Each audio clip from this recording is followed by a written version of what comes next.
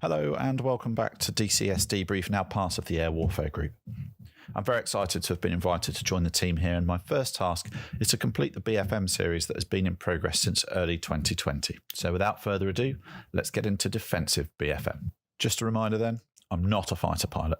These presentations are not authoritative, but information inferred from my own professional air warfare experience where it's relevant, directly referenced official but open source literature, and anecdotal information from people who know these topics as their profession.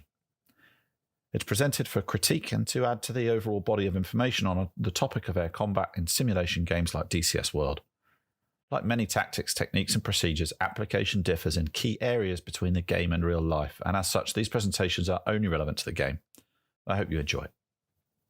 If you've watched the Defensive BFM series, then you'll know how to quickly and efficiently kill the bandit as long as you find yourself in their 6 o'clock and just outside their turn circle. We must also assume that it is possible for the bandit to get the drop on us and arrive at our turn circle before they are detected. When this happens, we need to have good mutual support from our wingman, work together to kill the bandit quickly and efficiently. And I'll talk about that later on in the air combat maneuvering series. To give our wingman time to engage, though, we must understand how to defend ourselves. This series will cover the essentials of Defensive BFM that you need in order to survive. It's worth saying up front that there is no magic here. If you're 1v1 and defensive, then your options are limited. But if the bandit makes mistakes, then you need to know how to capitalize on them. This series will explain the principles of Defensive BFM, show the common pictures that the bandit will present you with, and explain how to best maneuver to make the most of these scenarios. By the end of this video, you'll understand the principles of Defensive BFM, and this series will explain how to apply them. This presentation will also cover some of the rules of thumb that will allow you to reduce your thinking time. We've defined all the terms we need for now during the Offensive BFM series, so I'm going to start by talking about the underlying tenets of Defensive BFM in order of priority. Remember that the bandit is after a quick kill, whereas you are just trying to survive, so you've got to be in it for the long game. However, it's also worth noting that whenever the bandit makes an unsuccessful attack, it is likely to grant you the opportunity to build energy. Defensive BFM relies 100% on recognizing bandit errors and rapidly exploiting these errors. Minor errors will buy you some time. Major errors may allow you to neutralize or escape.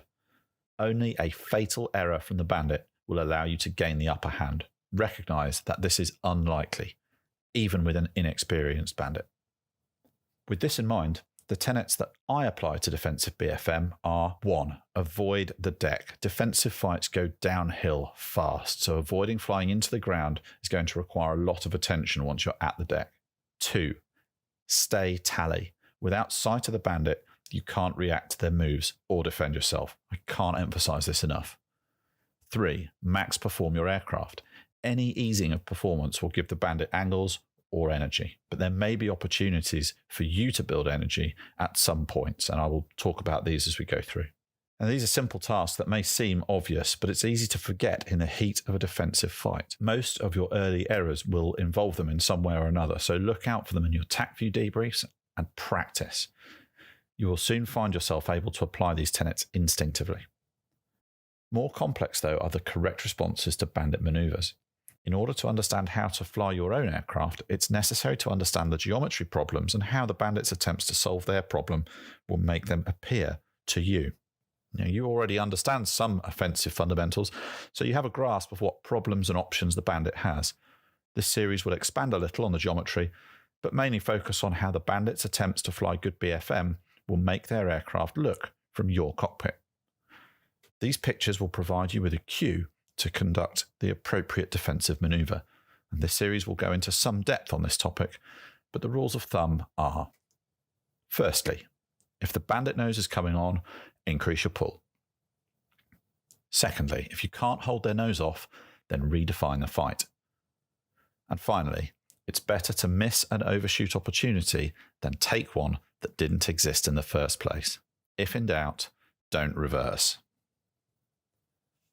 While I'll cover appropriate responses to bandit maneuvers, it's important to acknowledge that if you find yourself defensive, you are by nature at a disadvantage. Therefore, it's important to recognize some uncomfortable truths about your situation. 1. Your likely best outcome from a defensive position is to escape. 2. There is no magic maneuver to reverse the fight. And 3, the bandit can afford to make more mistakes than you can. Recognizing these truths will help protect you from trying to get too much out of a losing situation. While an aggressive mindset is important, so too is recognizing when escape is your best possible outcome. Defensive BFM is a necessity, and it's important to remember that even if you are in the best fighter in the world, a bandit can still end up with the advantage. Your objectives are 1. Stay tally. 2. Increase bandit time to kill. 3. Neutralize the fight if possible. There is no set method of fulfilling these objectives, but this video series will provide you with a few cues, reactions, and rules of thumb to help you understand what is happening and fulfill these objectives. It will provide you with the knowledge you need in order to recognize fight geometry from the cockpit, as well as the actions necessary to defend against a well-flown bandit and exploit any errors, and how to redefine the fight if a change in geometry will suit your aircraft type. The truth is that the bandit doesn't have to fly as well as you to kill you once you're defensive, because their errors are only likely to result in a missed shot, whereas yours could well deliver you into the bandit weapon employment zone. Any bandit errors must quickly and accurately be identified, and your exploitation of them must be correct and aggressively flown without hesitation. In order to do any of this, you must be able to see the bandit. Staying tally is essential. Success in defensive BFM means prolonging the fight, and this means you will end up on the deck. With no more height to use, your energy will be rapidly depleted. Therefore, this series will also cover how to efficiently transition to a level fight at the deck and how to fight at low energy states. Finally, it will cover how to take fleeting opportunity gunshots, known as snapshots, which may be the only chance you get to kill the bandit. I will explain some training setups that you can use to practice these shots until you are proficient, and how to defend against them. Defensive BFM is hard work. You'll need to fly accurately, sometimes at the limits of control, in order to generate the best performance from your aircraft, and most of the time you'll be looking over your shoulder. You will also need to be able to recognize various cues and instinctively respond to them in order to get the best from what is already a bad situation. Recognition of these cues depends on you seeing them, so you must keep tally.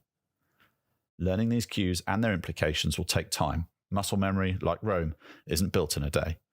Think yourself lucky that you're only going to be doing this at 1G.